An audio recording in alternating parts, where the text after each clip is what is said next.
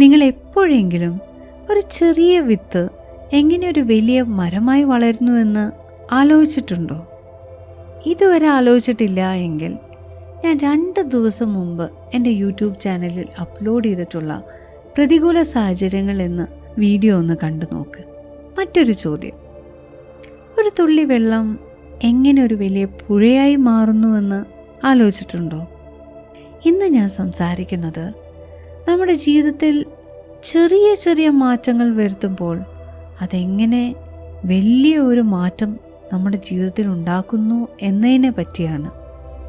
ഇതിനാധാരമായിട്ട് ഞാൻ പറയുന്നത് ഏകലവ്യ ദ്രോണരുടെ കഥയാണ്. മിക്കവരും കേട്ട് കാണുമായിരിക്കും, എങ്കിലും ഒന്ന് ഓർമ്മപ്പെടുത്തി തരാം. ഒരിക്കൽ ഏകലവ്യ എന്ന ഒരു ബാലനുണ്ടായിരുന്നു. അവന് ഒരു വലിയ വില്ലാളിയാകണം എന്നതായിരുന്നു ആഗ്രഹം. എന്നാലോ ദ്രോണാചാര്യർ എന്ന വളരെ പ്രശസ്തനായ ഗുരു ഏകലവ്യനെ ശിഷ്യനാക്കാൻ തയ്യാറായിരുന്നില്ല.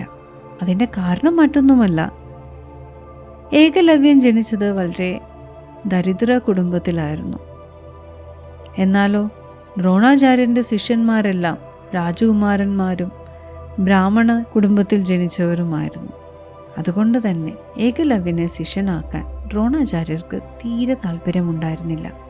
ഏകലവ്യനും വിട്ടുകൊടുത്തില്ല കേട്ടോ. ഏകലവ്യൻ അവൻ്റെ വീട്ടിൽ ചെന്ന് ഒരു മരം ലക്ഷ്യമാക്കി വില്ല് കുലച്ച് അഭ്യസിക്കുവാൻ തുടങ്ങി.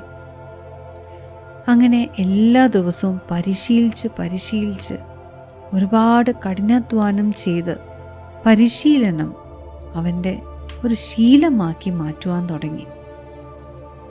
ഈ കഥയുടെ അവസാനം ഇപ്രകാരമാണ്.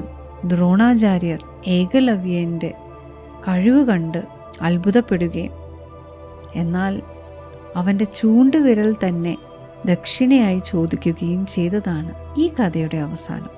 എന്നാൽ ഇവിടെ ഞാൻ പറയുന്ന കാര്യം നിങ്ങൾക്ക് മനസ്സിലായി കാണുമായിരിക്കും. അതായത് ചെറിയ ചെറിയ ശീലം ഒരുപാട് കഷ്ടപ്പാടുണ്ട് എങ്കിൽ പോലും അത് നമ്മുടെ ജീവിതത്തിൻ്റെ ഒരു ഭാഗമായി മാറാൻ ശ്രമിക്കും. മറ്റൊരു കാര്യം ഇതാണ്, വളരെ ശാന്തമായ തടാകത്തിലേക്ക് ഒരു കല്ല് എറിയുമ്പോൾ എന്തായിരിക്കും അവസ്ഥ? ഒത്തിരി തരംഗങ്ങൾ ഉണ്ടാകും അല്ലേ? നമ്മൾ ചെറിയ ചെറിയ ശീലങ്ങൾ നമ്മളുടെ ജീവിതത്തിൻ്റെ ഭാഗമാക്കാൻ ശ്രമിക്കുമ്പോൾ തുടക്കത്തിൽ ഒത്തിരി അസ്വസ്ഥമായിരിക്കും, ഒരുപാട് കഠിനാധ്വാനം ചെയ്യേണ്ടതായിട്ട് വരും.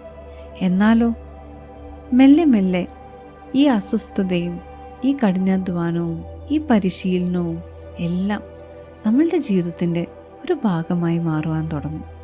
അപ്പോൾ എല്ലാ ശീലങ്ങളും അത് നല്ലതായിരിക്കണം കേട്ടോ. എല്ലാ നല്ല ശീലങ്ങളും തുടങ്ങുമ്പോൾ വളരെ പ്രയാസകരമാണെന്ന് തോന്നുമെങ്കിലും പിന്നീട് അത് നമ്മുടെ ജീവിതത്തെ ക്രമീകരിക്കുവാൻ കാരണമാകും. ഇവിടെ ഞാൻ പെട്ടെന്ന് ഓർക്കുന്നത് മഹാത്മാഗാന്ധി പറയുന്ന ഒരു കാര്യം, നമ്മൾ ആഗ്രഹിക്കുന്ന മാറ്റം നമ്മളിൽ തന്നെയാണ് അത് പരിശീലിക്കേണ്ടത്. My life is my message. ഞാൻ തന്നെയായിരിക്കണം മറ്റുള്ളവർക്കുള്ള മാതൃക. എന്നിൽ തന്നെ മാറ്റങ്ങൾ വരുമ്പോൾ അത് സമൂഹത്തിൽ വലിയ മാറ്റങ്ങൾക്ക് കാരണമാകും. അങ്ങനെ ഓരോരുത്തരും അവരവരുടെ ജീവിതത്തെ ക്രമീകരിക്കുവാൻ തുടങ്ങുമ്പോൾ ഈ സമൂഹവും മെല്ലെ മെല്ലെ അസ്വസ്ഥതകൾ ഉണ്ടാകുമെങ്കിലും അത് മെല്ലെ മെല്ലെ ക്രമീകരിച്ചു പോകും എന്നതാണ് ഇന്നത്തെ നമ്മുടെ ചിന്താവിഷയം.